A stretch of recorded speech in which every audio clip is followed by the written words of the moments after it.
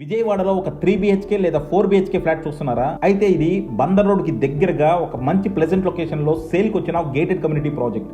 పక్కా వాస్తు, full ఎమ్యూనిటీస్తో చాలా లగ్జరీస్గా నిర్మించారు. So మీరు కనుక ఒక అఫోర్డబుల్ ప్రైసింగ్లో 3 BHK 4 BHK ఫ్లాట్ సొంతం చేసుకుందాం అనుకుంటే ఇంకా ఆలస్యం చేయకుండా కింద డిస్క్రిప్షన్ ఉన్న కాంటాక్ట్ నెంబర్కి వాట్సాప్ కాల్ చేయండి. బాలకోటయ్య గారు నమస్తే సార్. నమస్తే కార్తిక్ గారు.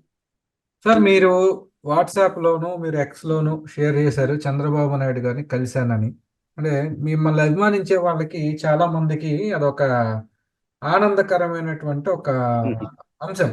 అంటే మీరు ఏం మాట్లాడుకున్నారు, మీకు ఏమైనా హామీ వచ్చిందా, మీరు ఏమి విన్నవించుకున్నారు, అంటే చెప్పదలుచుకోనవి చెప్పాలనుకుంటున్నారు బయటికి కాస్త చెప్పండి సార్. కార్తిక్ గారు నమస్తే. నాకు చాలా ఆశ్చర్యం వేసిందండి నిన్న. నిజంగా మీతో నేనే అందాం అనుకుంటున్నా. ముఖ్యమంత్రి చంద్రబాబు నాయుడు గారిని నేను స్వయంగా కలిశాను. కలిసిన సందర్భంగా ఒక 2 ఫోటోలు వచ్చినాయి. చంద్రబాబు నాయుడు గారు నా భుజాల మీద చెయ్యేసి ఒక తమ్ముడిలాగా, ఒక ఆత్మీయమైన వ్యక్తిలాగా అలా దగ్గరికి తీసుకొని ఫోటో దిగాడు. ఆ ఫోటో సోషల్ మీడియాలో వస్తే, గ్రూపుల్లో వస్తే ఎన్ని అభినందనలు అంటే కార్తిక్ గారు, నాకేదో మంచి పదవి ఇచ్చినట్టు, నేను పరిపాలనలో భాగమైనట్టు. అసలు కంగ్రాచులేషన్స్ బాలకోటయ్య గారు, శభాష్ బాలకోటయ్య గారు అది చంద్రబాబు నాయుడు గారు పక్కన చూస్తేనే నా అభిమానులంతా కూడా సామాజిక కులాలు, ఎస్సీలు, ఎస్టీలు, మైనార్టీలు, ఎన్ఆర్ఐలు ఎంతో ఆనందపడుతూ ఆ యొక్క కంగ్రాచులేషన్ చెప్తుంటే నేను ఉబ్బి తప్పిపోయిపోయా. కలిసినందుకు ఎంత సంతోషపడుతున్నారు. చంద్రబాబు నాయుడు గారు ఏదైనా నా చేతిలో ఓ పండో ఫలమో పెడితే ఇంకెంత సంతోషపడతారనే భావం కలిగింది. నిన్న నేను కర్ణాటక తెలుగు ప్రజా సమితి అధ్యక్షులు బొందు రామస్వామి గారు, 82 సంవత్సరాల వయసు కలిగిన పెద్ద ఆయన 3 లక్షల రూపాయల చెక్కుని ముఖ్యమంత్రి సహాయ నిధికి డీడీగా ఇచ్చి ఆయన రెండో కుమారుడు సీతారామరాజు గారిని పంపితే ఆ చెక్కుని అందజేయటం కోసం చంద్రబాబు నాయుడు గారి దగ్గరికి వెళ్ళాను నేను.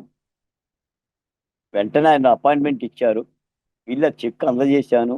ఆ సందర్భంలో కూడా అక్కడ కేసీనేని చిన్ని గారు, కామినేని శ్రీనివాస్ గారు, తర్వాత చాలామంది నాయకులు ఉన్నారు. వాళ్ళందరూ కూడా నన్ను బలకరించారు.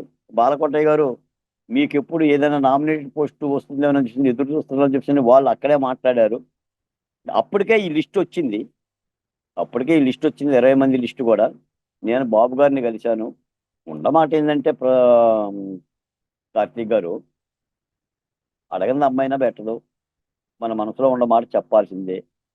నాకు తెలిసి నేను ఆంధ్రప్రదేశ్లో ఈ ఉద్యమ కాలంలో కానీ, అప్పుడు కానీ, ఇప్పుడు కానీ అర్జునుడు పక్షి కన్ను చూసినట్టుగా నా కంటికి చంద్రబాబు నాయుడు గారే కనిపిస్తారు. నేను ఇంకొక నాయకుని కూడా చూడలేను.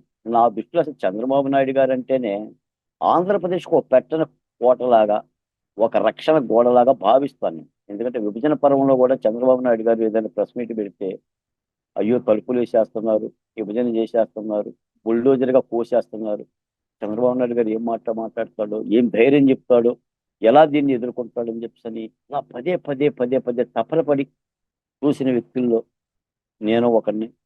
ఆయన ఇంటర్వ్యూలు చేసిన వ్యక్తిని. ఆయన గురించి పదే పదే పోలవరం గురించి కానీ, పట్టిసీమ గురించి కానీ, చంద్రబాబు నాయుడు గారి యొక్క పరిపాలనా విధానాల గురించి కానీ, అమరావతి గురించి కానీ పుంకాలుగా ఆర్టికల్స్ రాసిన వాడిని, పుస్తకాలు వేసిన వాడిని. అందుకని అనుబంధం ఉంది.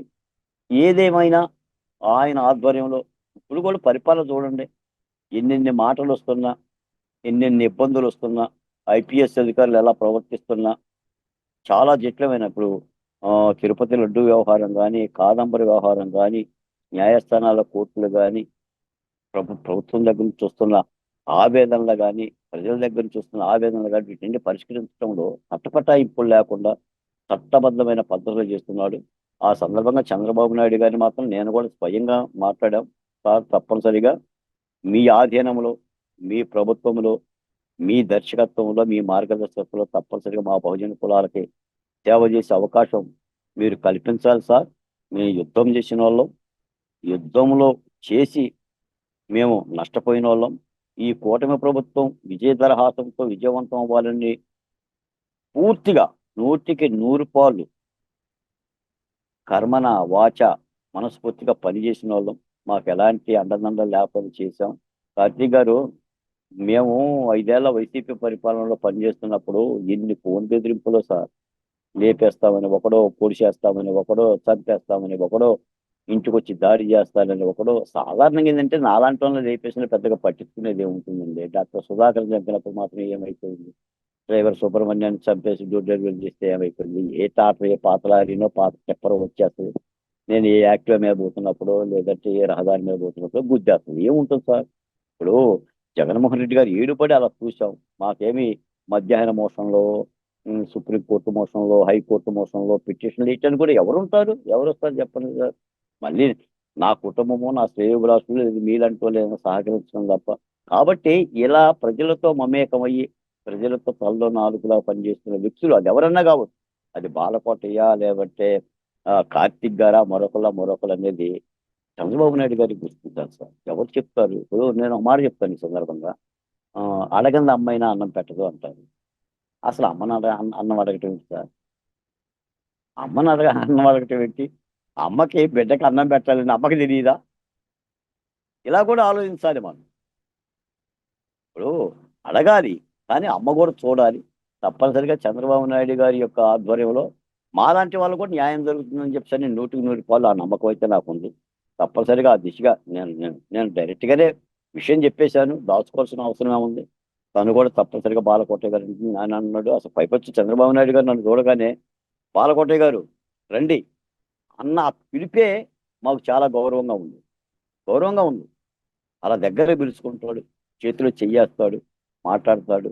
తప్పనిసరిగా అన్ని అంశాల్లో, పరిపాలన అంశాలతో పాటు గత 5 ఏళ్ల వైసీపీ ప్రభుత్వంలో జగన్మోహన్ రెడ్డి గారి మీద పోరాడిన వాళ్ళకు కూడా అందరికీ, అది పార్టీలో ఉన్న వాళ్ళకి కానీ, పార్టీలో బయట ఉన్న వాళ్ళకి కానీ, ప్రజల తరపున వాళ్ళందరూ కూడా న్యాయం జరుగుతుందని ఆశిద్దాం.